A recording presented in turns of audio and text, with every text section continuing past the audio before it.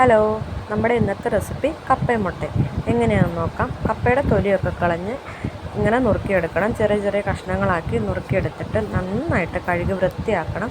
ഒരു 5-6 തവണയെങ്കിലും നല്ല വെള്ളത്തിൽ കഴുകണം. കപ്പയിലുള്ള അഴുക്ക് പോകുന്നവരെ നന്നായിട്ട് കഴുകിയെടുക്കണം കേട്ടോ.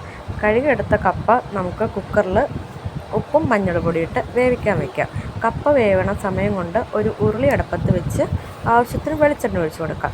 വെളിച്ചെണ്ണ മൂത്ത് വരുമ്പോൾ ആവശ്യത്തിനുള്ള സവാളയും പച്ചമുളകും, പിന്നെ ഒരു ചെറിയ കഷ്ണം ഇഞ്ചി, 5-6 അല്ലി വെളുത്തുള്ളി എന്നിവയിട്ട് ശരിക്കും വഴറ്റി കൊടുക്കണം. പെട്ടെന്ന് വഴറ്റി കിട്ടാനായിട്ട് കുറച്ച് ഉപ്പ് ചേർക്കണം.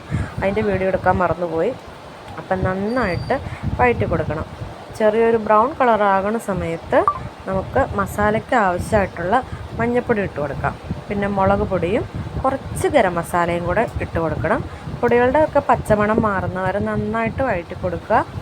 അതിനുശേഷം നമ്മളിവിടെ ഒരു 4 മുട്ടയാണ് എടുത്തിട്ടുള്ളത്. ആ മസാലയുടെ നടുക്കായിട്ട് നമുക്ക് മുട്ട ഒഴിച്ച് കൊടുക്കാം. മുട്ട ഒഴിച്ച് കൊടുത്ത ശേഷം മുട്ടയും മസാലയും നന്നായിട്ട് മിക്സ് ചെയ്യണം.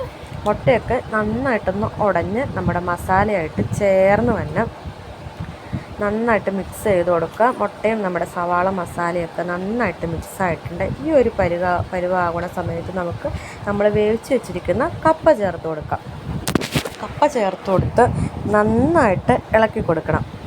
മുട്ടയും കപ്പയും സവാളയും മസാല എല്ലാം നന്നായിട്ട് കുഴഞ്ഞ് കപ്പയൊക്കെ ചെറിയ രീതിയിലൊന്ന് ഉടച്ചു കൊടുക്കാം. അവസാനമായിട്ട് കുറച്ച് സവാളയും കുറച്ച് പച്ച വെളിച്ചെണ്ണയും കൂടെ മേലേക്കൂടെ തൂകിയ നമ്മുടെ കപ്പയും മുട്ടയും കൂടെ റെഡി ആയിട്ടുണ്ട്. ഈ റെസിപ്പി ഇഷ്ടമായ എല്ലാവരും ഒന്ന് ട്രൈ ചെയ്ത് നോക്കുക.